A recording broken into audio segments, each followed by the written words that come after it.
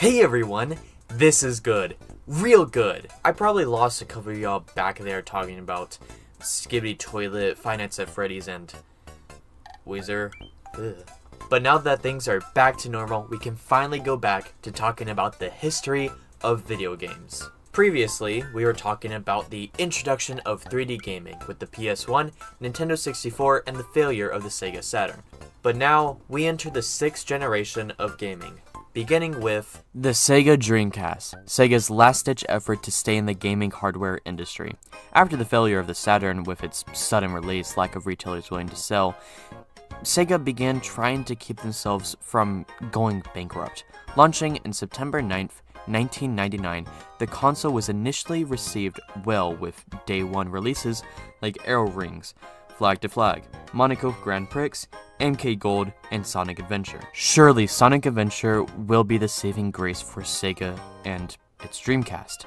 He is, after all, the signature cool guy of the 90s. Yeah, most kids that grew up with Sonic way back when kind of started to mature a little bit more and began focusing on newer consoles, more adult consoles such as the PS1.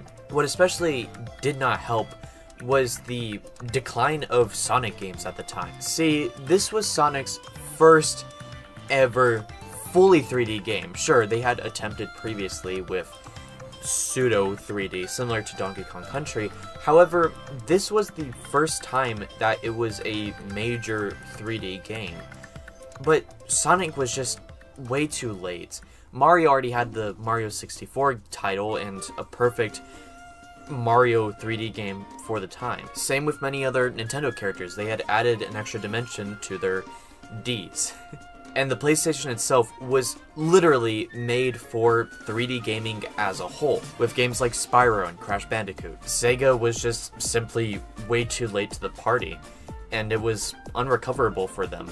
And what really didn't help was the console that was released just a year later. The PlayStation 2, by far the best-selling console of all time. The PS1 was so successful that many were left wondering where Sony would go with their next console. But no one expected what ended up happening. They made their console play DVDs. The Industrial Revolution is back! This simple addition easily allowed Sony and the PlayStation to push Sega out of the hardware industry and into the gaming software industry, where they had no choice but to make third-party games for consoles. And this is all without mentioning the fact that the PS2 was backwards compatible, allowing you to play PS1 games within the PS2. And then they released the console to be smaller, cheaper, and more compact. After the PS2's release on October 26, 2000, Sony released the PS2 Slim 4 years later on November 25, 2004. Sonic was finally dead. Nintendo's longest running rival and only true competition was defeated. Now there were only really two main contenders in the gaming market, Nintendo and PlayStation. While Sony had control over the home gaming market, Nintendo had a basically entire hold onto the handheld department with the Game Boy and its multiple variations. But on November 18th, 2001, Nintendo had something incredibly special in store. Something that would put them, hopefully, back on top. They made a purple box. Coolest thing ever. November 18th. 2001, the day of reckoning, the day Nintendo made a box with discs. Nintendo had finally integrated discs into their systems, but they did it in, of course, the Nintendo way, by not making them normal CD-sized discs, introducing the GameCube mini discs. And get this, the only reason they made the discs smaller was because the Nintendo GameCube was their attempt at making their consoles more portable, which is why it features love handles on the back. By using smaller discs, the system could be smaller and could be carried around far easier than the PS2 or the Sega Dreamcast. But there was one thing that Nintendo forgot. The fact that no one was going to carry around a purple box with them. It's not like there was a portable screen that you could just, attach onto the GameCube and then it could be a perfectly portable console, right? Spoke too soon. To maintain the idea that the GameCube was meant to be a more powerful portable console, Nintendo released a portable, attachable GameCube screen. There was just one other problem. If you made a game to have a small size and made a screen to fit that small size, the screen itself would be small as well. This was a small issue, though, as many ended up buying it purely for convenience. But due to Nintendo's very kid-friendly marketing and how kid-safe Nintendo was known to be, the GameCube sold far less than the PlayStation and original Xbox that were released the same way. The GameCube was too kiddie to most. They wanted to play more hardcore games like Halo or Rayman. So, Nintendo pivoted and tried to appeal to the more older generation of gamers with their first M-rated game, Eternal Darkness: Sandy's Requiem.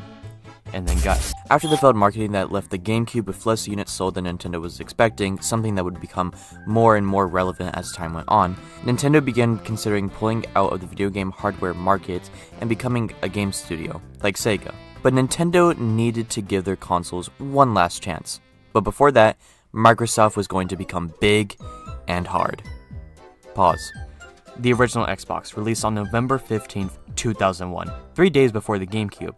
There was already talk about Microsoft coming into the gaming market because Sony was already in there with the PlayStation, and Microsoft was a major competitor to Sony as a whole.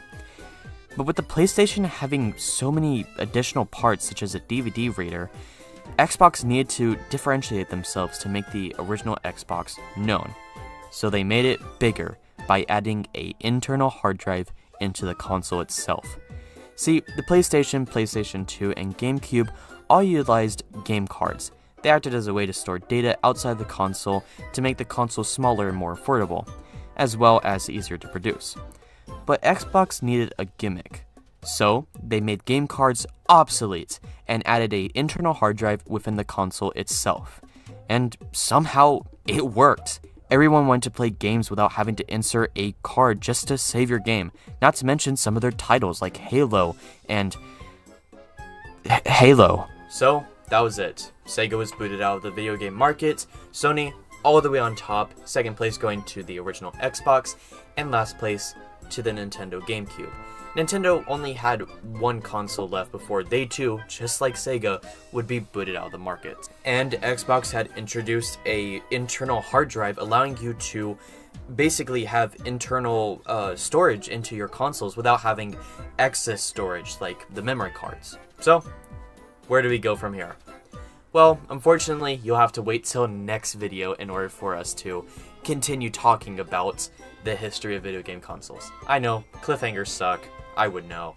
But, trust me, it will be absolutely worth it with the 7th generation of consoles. Thank you.